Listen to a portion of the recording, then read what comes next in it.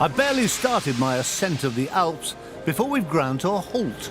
The good news is we haven't actually broken down. This is Glognitz station on a lovely sunny winter's morning. And most people are getting off now to have a good look at the steam locomotive that's been pulling us all the way. Hundreds of people on this train.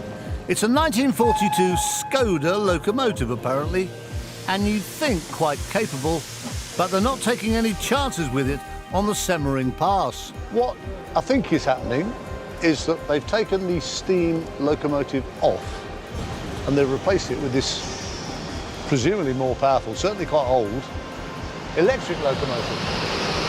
And that will take us on up towards the high Alps. We are certainly now climbing. Lovely views, and the train is really getting higher and higher. Just starting to see quite a lot of smoke. Beautiful valley, look at that. From here, the builders of this line face the challenge of going up over 450 metres in just a few miles, and they realised they couldn't do that in a straight line.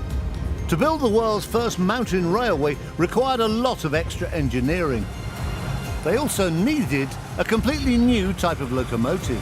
One of the big problems was that the steam locomotives in those days were too big to get round the sharp curves that the engineers knew they'd have to create to cope with the mountainous spiralling terrain. So they held an open competition to see if anybody could come up with a design that would answer the problem. Unimpressed by the various designs put forward, even this bizarre two-headed beast, the chief judge of the competition, a chap called Wilhelm von Engerth, decided to have a go himself. Nearly all locomotives in those very early days of steam were like this bar of very fine Viennese chocolate.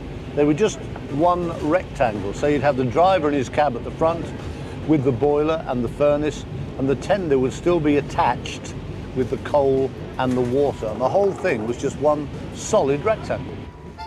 Engerth had the bright idea of articulating the loco with a separate tender, so that the full weight still pushed down on the drive wheels, gripping the steep tracks. It meant it was more flexible, it could go around curves, kind of like a bendy bus. Simple, but absolutely revolutionary. It worked, and combined with 25 miles of groundbreaking railway, 15 tunnels and 16 viaducts, the Semmering Pass was conquered, and Austria had her rail connection to the sea.